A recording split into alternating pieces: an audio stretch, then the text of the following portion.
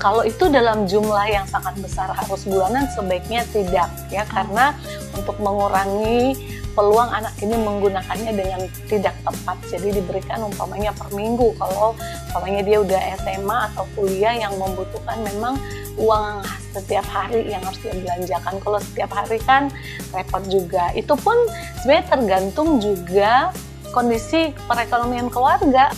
Uang adalah akar dari segala kejahatan. Nah, ini harus diamarkan ya. Umpamanya rencana mengganti kendaraan atau rencana membeli sesuatu secara keluarga. Nah, ini perlu kita minta pendapat anak-anak, kita libatkan mereka, diskusi keluarga. Seperti itu, jadi mereka pun merasa memiliki tanggung jawab. Jadi kalau kita merencanakan sesuatu, saya berarti harus ikut berhemat juga. Tujuannya sih seperti itu biasanya.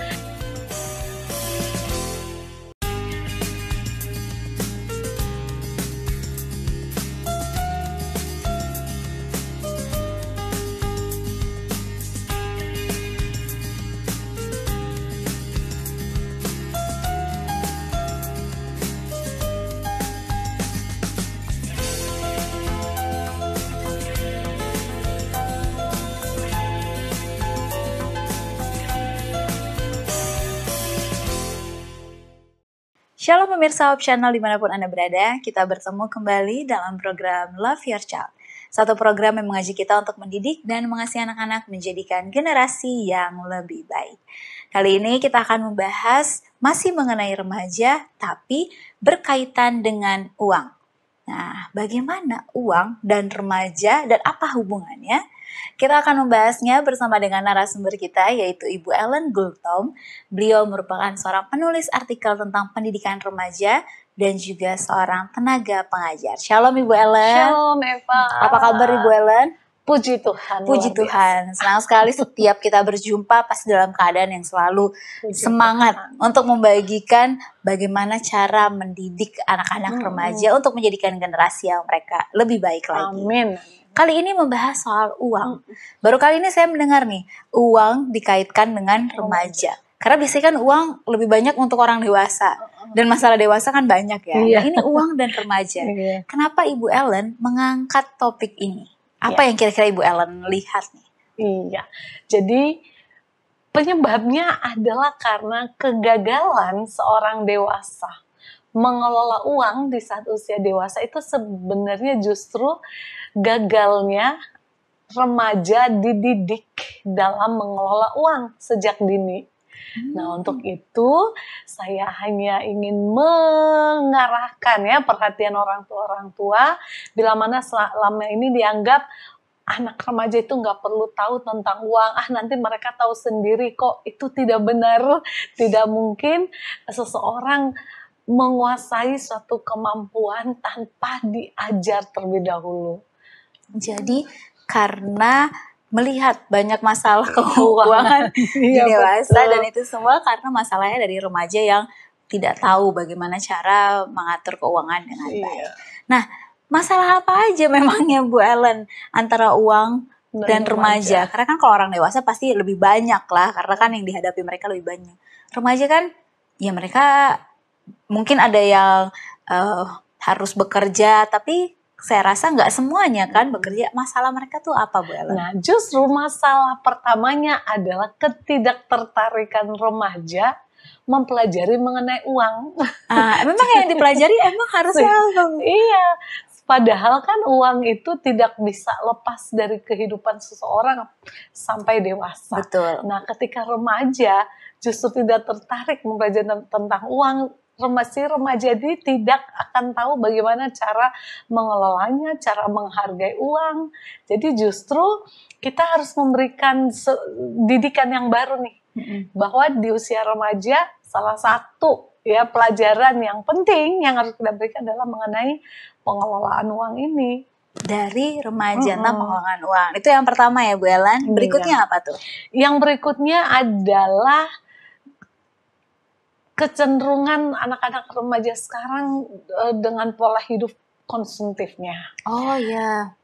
kita tahu ada banyak sekali media-media online, toko-toko online yang menawarkan berbagai barang dengan cara yang mudah, iklan-iklan, advertisement, sosial media yang menawarkan gaya hidup, gaya berpakaian, penampilan, ya, sehingga pola konsumtif remaja itu semakin menjadi ini yang harus kita coba arahkan, ya. Kita harus coba arahkan anak-anak remaja untuk tidak berlaku hidup konsumtif. Inilah masalahnya. Lalu berikutnya banyaknya keinginan remaja sekarang, tekanan hidup, pengen ini, pengen itu. Jangankan anak remaja, anak kecil aja melihat ada iklan mainan, saya mau beli itu, saya mau ini, terlalu banyak keinginan. Lalu yang berikutnya, remaja cenderung tidak bisa mengelola keuangannya, berapa dikasih habis, berapa dikasih menjadi habis. Lalu, nah yang paling banyak sekarang ya anak-anak remaja yang mulai dewasa adalah justru mencintai uang.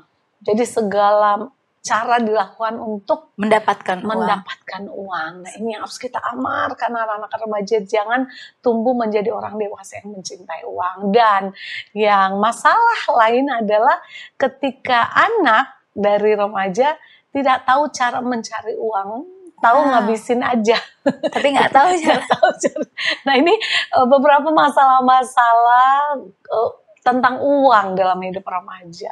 Nah, ini yang mau kita bahas, karena jangan sampai dari remaja saja mereka sudah, kayak tadi Bu Ellen katakan, konsumtif. Kita bisa bayangin nanti kalau mereka sudah dewasa, bagaimana gaya hidup mereka dengan gaya hidup konsumtif. Apalagi mereka di masa remaja tadi dikatakan punya banyak keinginan, gimana nanti. Dan ini yang menjadi kekhawatiran bagi para orang tua juga khususnya. Dan kita harus mengajarkan. Kita akan membahasnya ya Bu Ellen ya. Bagaimana cara mengajarkannya? Tetaplah bersama kami di Love Your Child.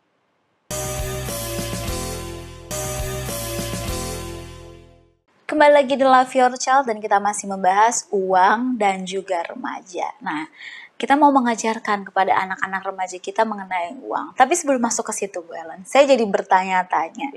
Walaupun anak saya masih kecil banget sih. Tapi saya mau coba bertanya, kapan anak-anak lah atau usia berapa anak-anak boleh diberikan uang atau diperkenalkan uang? Itu kira-kira kapan? Sebelum kita lebih ke remajanya nih Bu Ellen. Jadi sebenarnya tanpa kita perkenalkan pun anak-anak kan akan memperhatikan tingkah pola orang tua ya. Jadi mereka akan mengamati bagaimana kita membelanjakan uang. Kita kasih uang, kita dikasih barang. Itu sebenarnya mereka udah mengamati. Nah, kalau tadi pertanyaan umur berapa kita bisa kasih mereka pegang uang. Betul, mungkin pegang uang sendiri pegang uang sendiri ya. Kita kasih anak-anak pegang uang ketika mereka sudah mengerti nilai uang. Contoh, uang 10.000 itu bisa dapat apa? Dan dia udah bisa berhitung. Kalau umpamanya dia belanjakan 5.000, kembalinya berapa? Jadi itu mungkin di sekitar umur 9 tahun ya, kelas 3 SD ke atas.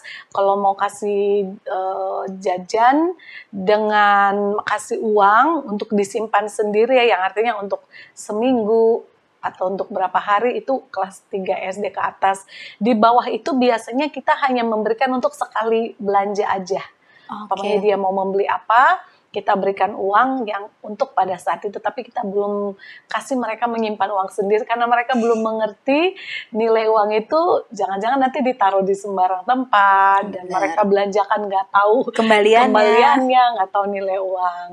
Jadi ukurannya di situ. Wah, karena ini menarik. Ini juga akan berdampak berikutnya mengenai remaja. Nah, bagaimana cara kita mengajarkan kepada remaja untuk mengelola uang ini? Untuk apa ya? Soal uang lah pokoknya. Uang ya, banyak sekali sebenarnya aspek-aspeknya. Nah, saya ingin membagikan kepada orang tua atau tenaga pendidik. Yang pertama adalah kita perlu mengajarkan kepada anak uang itu dari mana. Saya masih ingat dulu anak saya waktu masih kecil, kalau saya katakan itu mahal nak, mami tidak punya cukup uang untuk itu. Anak saya katakan, mami tinggal ambil di ATM. Karena mereka anak kecil mengira bahwa uang itu dari ATM. Keluar aja Tinggal ambil.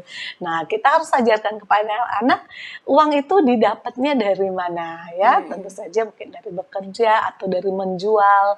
Ada banyak cara atau uang didapatkan. Nah, untuk yang dapat dipahami anak kita jelaskan. Jadi itu pertama ya, dari mana caranya seseorang itu bisa mendapatkan uang.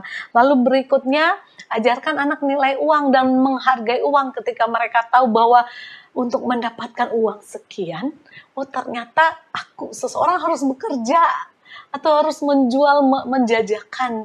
Nah, ini membuat mereka menghargai uang. Jadi kalau orang tua umpamanya seorang pengusaha atau pedagang, boleh anak dilibatkan, anak melihat seperti apa orang tuanya mencari uang itu. Kalau kita bekerja di kantor, kita bisa jelaskan kepada apa yang kita lakukan. Untuk saya, untuk orang tua, mama, papa mendapatkan uang digaji karena saya melakukan ini kepada anak-anak. Nah, pola itu anak harus dapat, harus tangkap. Ini membuat dia akan ke depan, akhirnya memiliki sebuah cita-cita visi untuk mendapatkan uang sekian, saya harus menjadi seperti ini atau mengerjakan ini, gitu. Nah, lalu yang berikutnya, anak-anak perlu tahu gaji atau penghasilan orang tua itu berapa. Harus sampai segitunya, Bu. Harus tahu. Kok anak-anak, karena mungkin kalau menurut saya nggak, kayaknya yang penting saya tahu anak saya kalau saya bekerja untuk mendapatkan uang. Tapi ternyata sampai sedetails itu. Untuk apa, Bu? Supaya anak melihat berapa yang dihasilkan orang tua dan seberapa besar mereka harus keluarkan. Ini kan merem anak-anak juga untuk memiliki keinginan dan tuntutan dan permintaan. Ya, kalaupun uang orang tua mereka tahu banyak, jadi kita kasih tahu berapa gaji, jangan hanya kasih tahu berapa, tapi nggak kasih tahu pengeluarannya, karena mereka berpikir, banyak ternyata bisa minta. Lalu kita jelaskan juga kepada mereka apa yang harus dikeluarkan setiap bulan untuk uang sekolah mereka, untuk belanja di rumah, keperluan di rumah, dan kemana pos-posnya. Dari ketika anak melihat ya apa yang dikeluarkan orang tua setiap bulan, di situ mereka belajar. Ya. Yang pertama yang harus disisihkan itu perpuluhan dulu, lalu persembahan. Ternyata orang tua itu ada dana sosial. Ada loh untuk membantu orang dikhususkan. Ada loh untuk opung, opa, oma setiap bulan disisihkan. Nah, ini anak-anak perlu tahu. Jadi jangan mereka menganggap orang tua itu banyak uang, atau bahkan menganggap orang tua mereka itu justru nggak punya uang. Jadi anak-anak perlu tahu sebenarnya, walaupun tidak detail seberapa besar sih penghasilan orang tua mereka. Lalu hal yang harus diajarkan kepada anak dalam masalah uang ini adalah skala prioritas. Tadi kan sudah saya jelaskan bahwa setiap bulan itu orang tua itu mengeluarkan untuk ini. Nah, jadi di situ anak belajar skala prioritas. Mana yang harus didahulukan, itu kewajiban. Yang harus dipenuhi itu dulu kewajiban ya, perpuluhan harus dibayar. Lalu kalau ada cicilan harus dibayar kebutuhan. Jadi prioritas. Baru nanti ada. Nah, skala prioritas kita ini pun anak akan belajar. Ternyata ini penting, ini kurang penting. Lalu anak juga akan belajar mengenai mana kebutuhan, mana keinginan. Jadi prioritasnya adalah kebutuhan dulu. Baru setelah punya keinginan, setelah itu ada yang sisa. Kita pengen apa nih bulan ini? Ya, sehingga masuklah di situ umpamanya ingin membeli sesuatu, barang dan lainnya.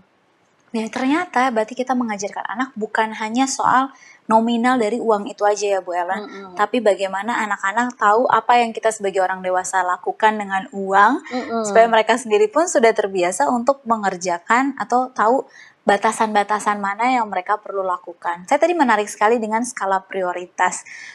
Remaja ini kan kita bisa bilang mereka sudah cukup mengerti ya dengan skala prioritas ini. Tadi sebelum masuk ke berikutnya nih Bu Ellen, saya jadi punya pertanyaan. Kita sebagai orang tua, atau mungkin pemirsa juga saat ini bingung, baiknya kita ngasih uang ke anak-anak kita itu dalam bentuk bulanan kah, mingguan kah, atau harian? Walaupun tadi kalau untuk anak kecil harian kan segala macam. Kalau remaja, apakah kita sudah bisa memberikannya dalam waktu jangka panjang mengenai skala prioritas ini juga atau gimana Bu Ellen? Sebaiknya. Sebaiknya relatif dan tergantung kebutuhan anak. Jadi ada anak kan yang harus berangkat sekolah sendiri, Oh ya, harus mencari makan siangnya sendiri. Betul. Kalau itu adalah sudah kebutuhannya, tentu saja itu bisa harian, bisa mingguan, bulanan, tergantung sebenarnya juga kesepakatan orang tua dan anak. Dan kalau itu dalam jumlah yang sangat besar harus bulanan, sebaiknya tidak ya, karena untuk mengurangi peluang anak ini menggunakannya dengan tidak tepat. Jadi diberikan umpamanya per minggu, kalau umpamanya dia udah SMA atau kuliah yang membutuhkan memang uang setiap hari yang harus dia belanjakan. Kalau setiap hari kan repot juga. Itu pun sebenarnya tergantung juga kondisi perekonomian keluarga. Ada keluarga yang memang hanya mampu memberikan secara harian kepada anaknya. Ya, ini adalah sesuatu yang disepakati dan tergantung keadaan. Jadi relatif saja sih soal itu. Tapi ada orang tua ingin mengajarkan anaknya supaya lebih pintar mengelola, dia kasih bulanan. Tapi kalaupun dikasih bulanan tidak ada tujuan juga buat apa, sebenarnya tidak perlu. Kalau Betul. hanya untuk disimpan-simpan, menurut saya juga tidak perlu, karena orang tua pun bisa menyimpannya. Jadi memberikan uang kepada anak sesuai kebutuhan. Kalau belum diperlukan, sebaiknya tidak memberikan uang dalam jumlah yang besar, bulanan, belum waktunya lah ya. Kayak kita orang tua juga harus tahu. Ini nih, sebelum kita masuk nanti ke segmen berikutnya, saya jadi punya pertanyaan lagi. Bagaimana, apakah kita harus minta anak-anak kita pertanggungan jawab dari uang? Atau mengenai soal budgeting kah? Atau gimana itu Bu Ellen? Anak-anak perlu diajarkan nggak soal Nah, itu? itu sebenarnya tips yang berikutnya yang mau saya sampaikan. Banget itu gimana Bu Pas Ellen? banget. Jadi kita harus mendidik anak-anak untuk merencanakan budgeting lah. Ketika mereka mendapat uang kan nggak selalu dari orang tua ya, dapat hadiah dari keluarga, dan itu mereka punya uang sendiri. Nah, kalau mereka tidak punya keperluan, kita kan biasanya selalu minta mereka tabung, karena kan stok kebutuhan mereka setiap hari masih orang tua yang tanggung ya. Tapi kalau mereka punya sesuatu yang ingin mereka gunakan, itu mereka memang harus rencanakan. Ketika kita ajar mereka untuk merencanakan sesuatu, berarti komit jangan belanjakan di luar yang kamu rencanakan. Dan sangat bagus kalau kita minta anak mencatat keuangan mereka, dipakai buat apa. Jadi dari nilai-nilai yang kecil dulu, ini kalau udah kebiasaan sampai dewasa mereka akan lakukan. Wah, jadi sekarang saya mengerti kenapa dulu papa saya suka ngajar saya untuk nulis tuh pengeluaran dari yang kecil-kecil, karena tujuannya untuk ini. Iya. Kita masih akan membahasnya karena masih ada beberapa tips berikutnya ya Bu Ellen. Dan pemirsa, tetaplah bersama kami di Love Your Child.